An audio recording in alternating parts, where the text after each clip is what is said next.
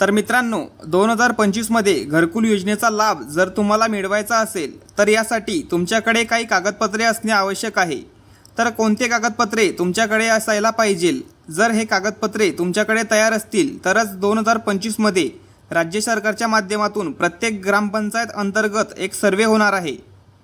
नवीन form भरून घेतले जाणार आहेत। याबद्दलची माहिती राज्याचे मुख्यमंत्री देवेंद्र फडणवीस यांच्या माध्यमातून देण्यात आलेली आहे आणि केंद्रीय ग्रामविकास आणि कृषी मंत्री शिवराज सिंह चौहान यांच्या माध्यमातून सुद्धा महाराष्ट्रासाठी 20 लाख घरकुल मंजूर करण्यात आलेले आहे।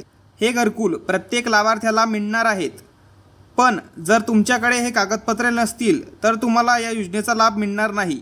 जर तुमच्याकडे हे कागदपत्रे नसतील तर लवकरात लवकर हे कागदपत्रे तयार करून ठेवा।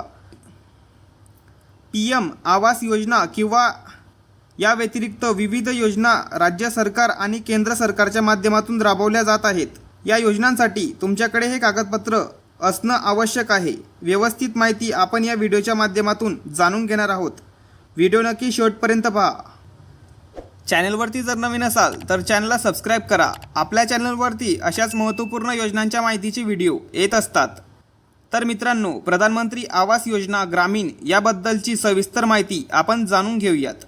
तर प्रधानमंत्री आवास योजनेमध्ये प्रति लाभार्थी दिली जाणारी जी निधी आहे म्हणजेच एक घरकुलासाठी जे अनुदान दिलं जातं, तर प्रति लाभार्थीसाठी दिले जाणारे जे अनुदान आहे तर ग्रामीण भागासाठी 1,20,000 आणि डोंगरी भागासाठी 1,30,000 रुपये एवढे अनुदान दिलं जात आहे आणि या अनुदानामध्ये वाढ होणार आहे अशी माहिती राज्याचे मुख्यमंत्री देवेंद्र फडणवीस यांच्या माध्यमातून देण्यात आलेली आहे। तर या योजनेसाठी अर्ज कुठं करावा लागेल? तर या योजनेसाठी अर्ज तुम्हाला ग्रामपंचायत आणि पंचायत समिती येथे करता येणार आहे।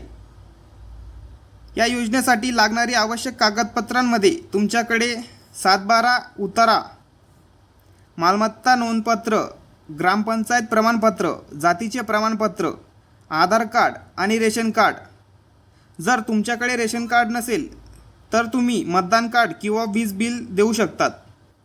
यानंतर तुमच्याकडे मनरेगा जॉब कार्ड असणे आवश्यक आहे। तर हा जॉब कार्ड तुम्हाला कुठे मिळेल? तर ग्रामपंचायत अंतर्गत तुमच्या गावाचा जो ग्राम रोजगार सेवक आहे त्याच्याकडे तुमचं आधार कार्ड, फोटो आणि बँक पासबुक घेऊन जा। तो तुम्हाला जॉब कार्ड बनवून देतो। त्यानंतर बँक पासबुक तुमच्याकडे असणे आवश्यक आहे आणि तुमचं बँक अकाउंट DBTला लिंक असणे आवश्यक आहे। या योजनेचे पैसे डायरेक्ट बँकमध्ये येण्यासाठी तुमचं अकाउंट DBTला लिंक असणे गरजेचे आहे। जर तुम्ही तुमच्या खात्याला आधार लिंक केलं नसेल तर लवकरात लवकर करून घ्या, कारण यामध्ये जर तुम्ही PM किसान योजनेचा लाभ घेत असाल किंवा ज्या महिला त्या लाडकी बहीण योजनेचा लाभ घेत असाल तर डायरेक्ट पैसे बँक खात्यामध्ये येण्यासाठी तुमचं खात्याला आधार लिंक असणं हे आवश्यक आहे। आणि या योजनेमध्ये जर पात्र व्हायचं असेल तर सांगितलेले कागदपत्रे तयार ठेवा। महत्त्वपूर्ण हा व्हिडिओ सर्वांना शेअर करा। चॅनलवरती जर नवीन असाल तर चॅनलला सबस्क्राईब करा। आपल्या चॅनलवरती अशाच महत्त्वपूर्ण योजनांच्या माहितीचे व्हिडिओ येत असतात।